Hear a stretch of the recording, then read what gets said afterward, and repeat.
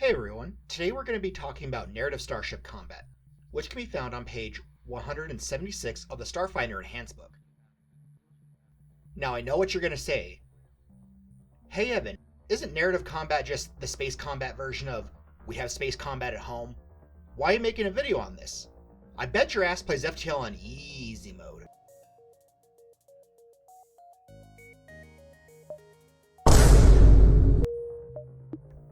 First off, while it is an extremely simplified version of regular starship combat, it also means that it's easier to jump into if you're new to the game. Because honestly, Starfinder is new to me, so I don't know. If you haven't done starship combat for a while and don't feel like stopping the game while the table refamiliarizes themselves with starship combat,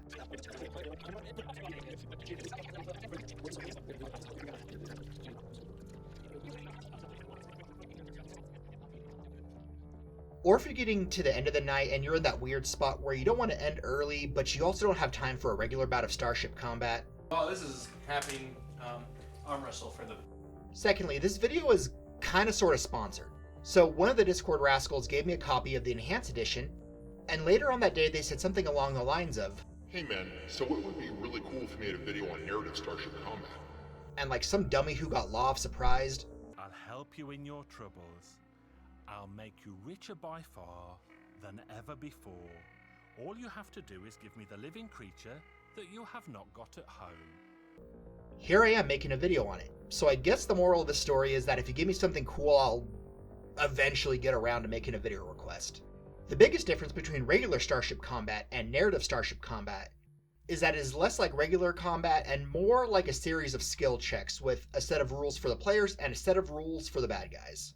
At this point, I know you're probably thinking, hey Evan, didn't you just say that narrative combat is easier to pick up than regular ship combat?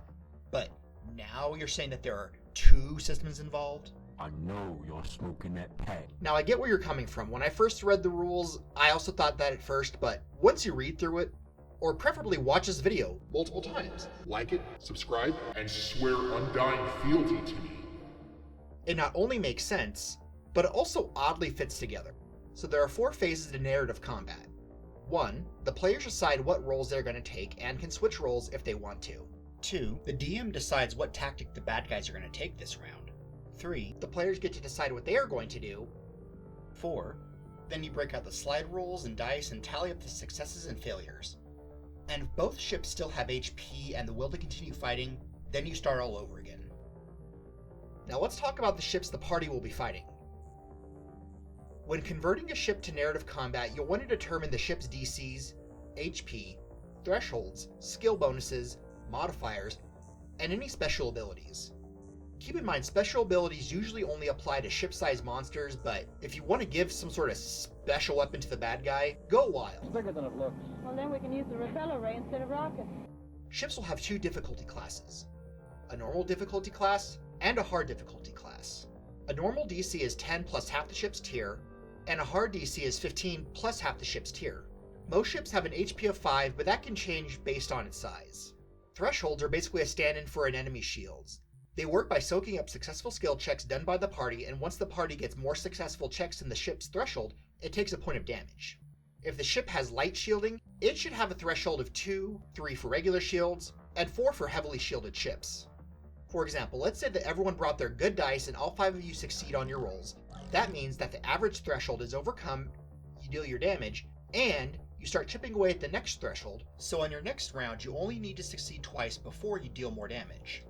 While this may initially seem like the NPC ship is at an advantage, keep in mind the NPC ship takes 1 action per round, and the players take as many actions as there are people at the table. So it's kind of like when you play an old JRPG where you have one big ass boss against your whole party. While the boss has more HP and can deal more damage per attack, the party is able to take multiple attacks and can heal and buff, whereas the boss can only do one thing per turn. To determine a ship's skill, use the second highest listed skill bonus on the ship's stat block. If a ship for some reason only has 1 skill bonus, use that bonus but add a -3 penalty. Again, this mostly only applies to ship-sized creatures. The book suggests that you try to add this in as a tactic that the ship/creature can use. So while some people might be sad that there isn't a perfectly written template to convert a special ability to narrative combat, that just means that the DM gets a chance to really get creative and make a really cool super move. What's your favorite idea? Mine is being creative. You could do this by combining some of the tactics together. You could do this by automatically giving the ship some sort of advantage or the players some sort of disadvantage. You could narratively flavor this as something like a layer action because you're fighting on the creature's home turf, or the fact that the players are unnerved that there's a giant demonically possessed ship trying to eat their fucking souls. Or give it an upgraded version of one of the listed tactics. However, I would recommend testing this out in a white room a few times just to make sure that the ability isn't over or undercooked. Now let's switch gears and talk about the player ship. Like I said before, the player can switch out what station they will be taking before they make/announce their checks for the round. A player can use any skill check that they want to use an action as long as they can reasonably make it work narratively. Also, keep in mind that some of the actions have preferred skills that should be used, and if the players use those skills, they only have to make rolls against the bad guy's average DC. But if the players want to get creative and use a skill for an action that is not one of the preferred skills, they still can, but they have to roll against the bad guy's hard DC. One thing to note is that regardless of the role that they are taking this round, they can always use their turn to give a +2 bonus to someone who is not yet taking their turn this round, by taking the Provide Aid action.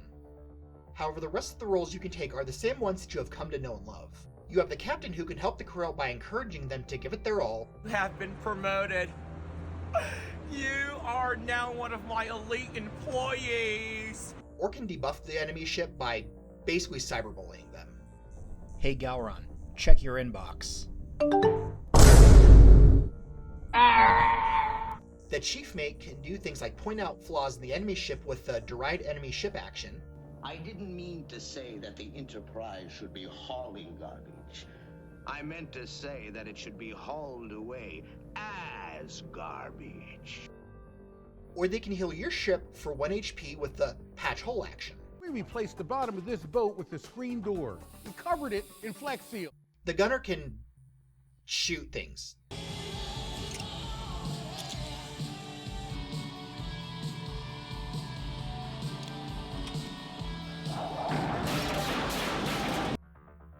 Really good though.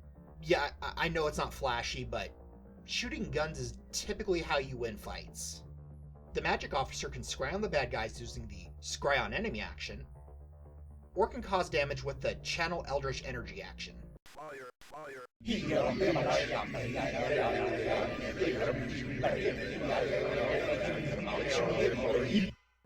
The pilot can bravely engage the cruise control, allowing the gunner to line up their shot with the hold steady action, or they can pull off something so wacky it surprises the enemy with the audacious stunt action. On Papa Cross 16 Center Cross 1. What's all the airplanes doing on Alpha? Just to maintain 8,000. Cross 420. No, you can do that with these things. What would, if you were to do it, how would you do it?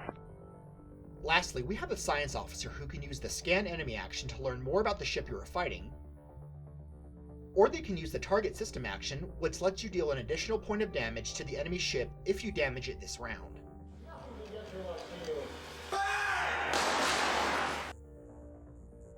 So I would advise you to only really use this if the enemy ship threshold is pretty low. One additional thing to keep in mind is that most of the abilities that you can use allow you to use a resolve point to give your action a boost. Well everyone, it looks like we're getting to the end of the video, so here are my final thoughts on narrative combat. Honestly, I do like narrative combat over regular ship combat because it's relatively simple and easy to pick up, and if you don't run ship combat often, it's not as big of a process to refresh yourself compared to regular ship combat. For example, during our Let's Play, every time we had to run Starship combat, most of the episode became us passing the book around, desperately trying to relearn how to do Starship combat. And by how often we would be piloting a ship for the first time, you can guess how strong of a grasp we had on Starship combat. Now I will say with the mechanics of regular ship combat, it's possible for you to do some more mechanically interesting things, but if you just want to throw fun little spaceship battles every once in a while into your game, narrative combat is for you. But if your table regularly fixes problems by I declare exterminatus upon the imperial world of Typhon Primaris, then regular ship combat is for you. Well everyone, that's going to wrap up this video. If you got this far, please feel free to give this video a like, share with your friends in GM, and subscribe if you haven't done so already. And in the comments down below, tell me if you prefer regular ship combat or narrative ship combat. Hey you rascal, thank you for watching till the end. If you haven't already, click here to subscribe, click here to watch one of our newer videos, and click here to see something random.